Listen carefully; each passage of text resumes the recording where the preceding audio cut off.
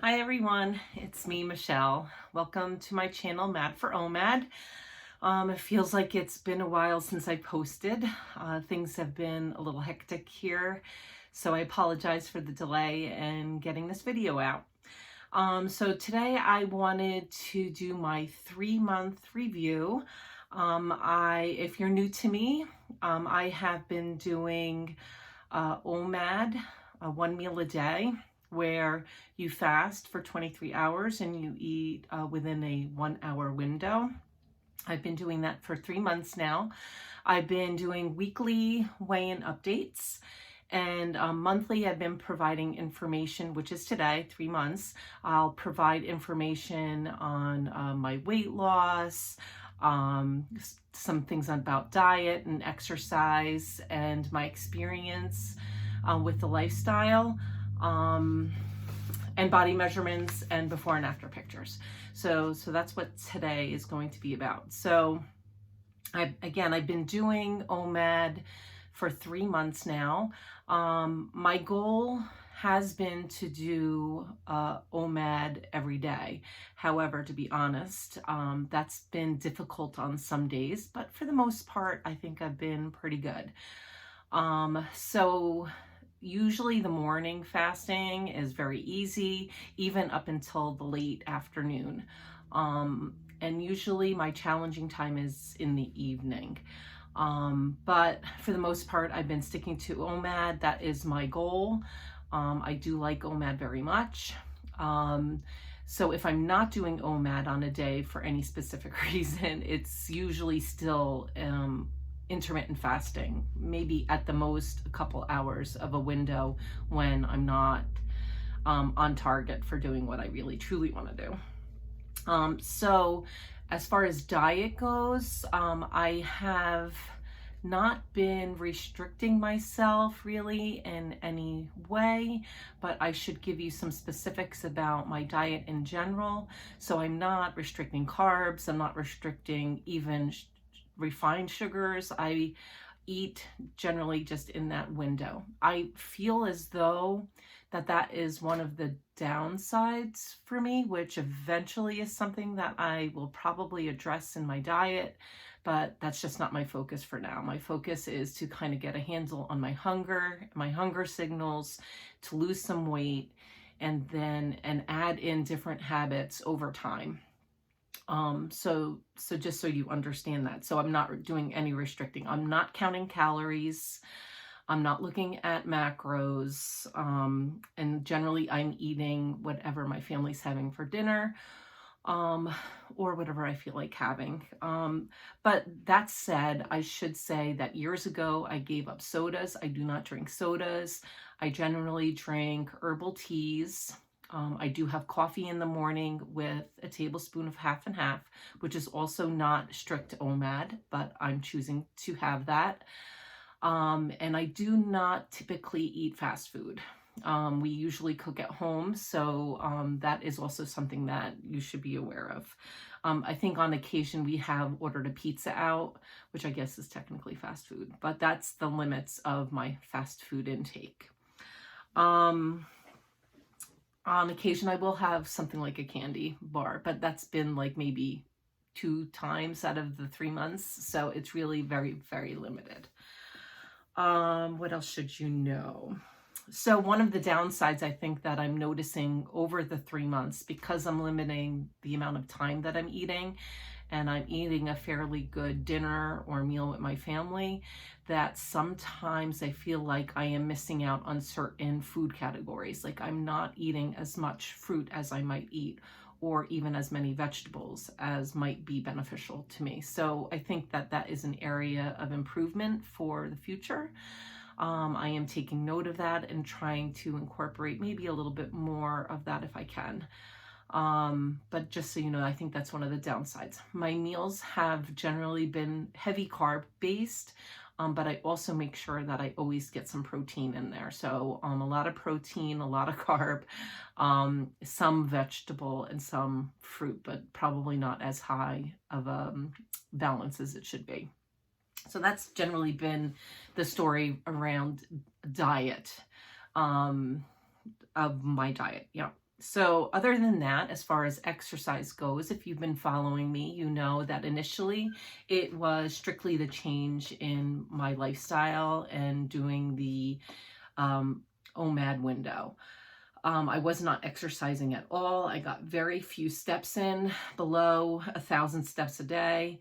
But around week 6, about within month 2, I started to walk 10,000 steps a day. And I had, if you're interested, I have done a video on comparing my weight loss with OMAD and with 10,000 steps and OMAD alone. So that might be of interest to you. Definitely walking made a difference for my weight loss, which again, you can go see the specifics there, but it was definitely beneficial for many aspects. My mood was improved, stress was reduced from the walking, and it was good time to spend with my family. So the exercise has been a good addition to my lifestyle. After the analysis that I did, but within the 3 months though, I've been on target for doing 10,000 steps a day, except one day. But in my next videos, you'll hear that I've kind of fell off a little bit on the walking too. Not that I'm not doing it, I still am, but I'm not quite reaching that 10,000 steps, but we'll go into that in the next videos. What else should I tell you about? I do have some notes here, so if you see me looking down, that's kind of what I'm doing, and I wanted to make sure I touched on a few things. Oh, so I guess actually we're up to the weight loss part. So the 3-month mark for me was September 22nd, because I had started on June 22nd, and week 13 fell on the day before. So I just waited until September 22nd to do my weigh-in. You'll see here momentarily, I'll post the actual weigh-in. I went down to 233.3 pounds. I don't have the slide in front of me, but I believe that was a loss of 1.2 pounds from the last weigh-in, for a total of 27.1 pounds in 3 months, which is quite good, I think. So I also like to look at average weight loss over the weeks. And so I will throw up some information here on average weight loss. So it's 27.1 pounds divided by 13 equals 2.08 pounds per week, which I'm very happy with. I really, while on one hand, I would love the weight to just melt away and fall off, I don't want to do it too fast. I want to give my body time to adjust to the weight coming off. I want to give my skin time to kind of shrink down a little bit to help minimize, hopefully, some of the excess skin that might come with losing weight from being obese to not obese. So I think going slower gives your body a little extra time to do that. So that's my thinking on it. So 2.08 pounds is very good. Also, I thought because this was a monthly one, it might be interesting to see the weight loss per month. So I'm gonna include some information here that shows weight loss from month 1, month 2, and month 3. Once again, I don't have the slide in front of me. So I know in month 1, it was definitely a little higher, which makes sense because initially you lose some water weight. So the month 1 was higher, and then month 2 and 3 were both the same at 7.9 pounds, almost 8 pounds per month, which again, I feel very good about and hope that it continues in that way. What else do I want to share with you? So that was the monthly. Forgive me for being so rambly today. So the next thing I want to do is, just quickly touch on, I also like to share information on any health updates, blood work, things that might be associated with losing the weight. So If you watched my intro video way back in June or July, whenever I posted it, I mentioned some of the health issues that I had. So one of them was I was diagnosed with reactivated Epstein-Barr virus. I truly think that some of the things I was experiencing in my health that kind of encouraged me to start this new lifestyle was due to the Epstein-Barr virus. So I had some updated blood work done, and while my antibodies were the same, meaning that they were higher than they should be, which still shows signs of reactivated Epstein-Barr.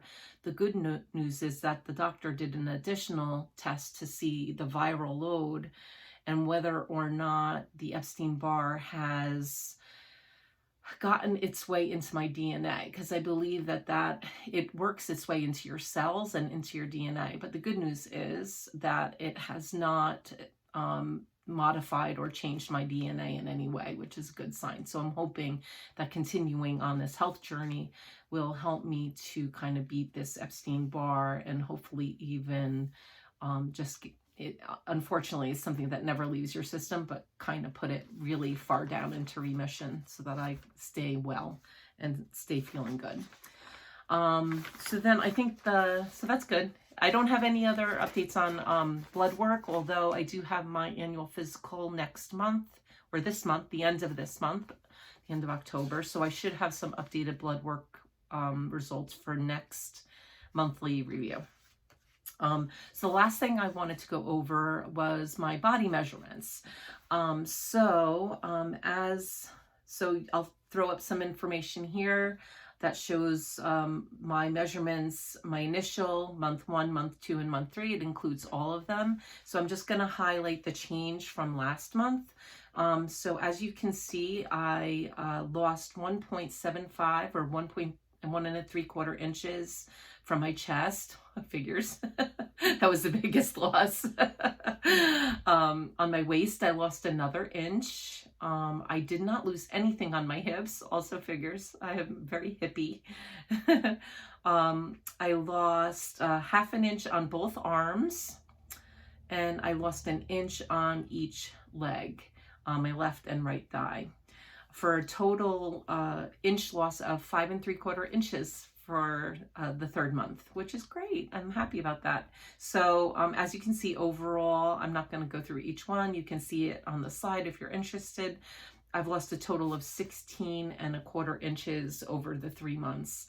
And then finally, I am going to include some before and after pictures.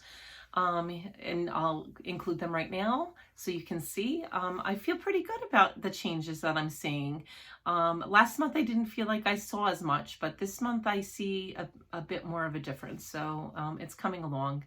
Slow and steady, right? And progress, not perfection. That's kind of my mottos right now. And then I just wanted to share that I think I'm going to try and change my weigh-in date to Sunday, only because this will allow me to post videos on Sundays, which is more timely, because what's happening now is I've been weighing myself on Monday and I've been unable to do videos until the weekends. So at least now I think that will enable me to share information more timely, and it'll allow me to remember and recall things a little bit better and not get confused between weeks. So so just so you know, I should be also posting another video shortly that will be for week 14 and week 15, because I weighed myself this morning, which is technically week 15. So I'm going to combine 14 and 15 so you can kind of see what's been going on the last 2 weeks. And then going forward, I should post on Sundays going forward. So I hope you find this information helpful to you. This is just my journey, and I'm not following any specific rules. I'm obviously not very strict to OMAD as much as I'd like, but that is my goal, as I said.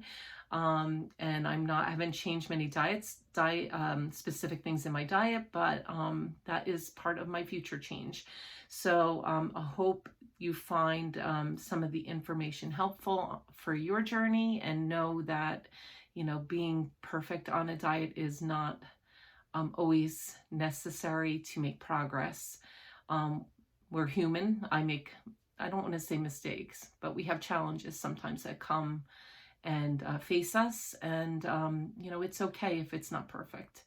And my week 14 and 15 video, I'll get into that a little bit more, because week 14 was really rough, and the weight showed it, but it's okay. And I feel like I'm making progress still, all the same, and I'm not giving up.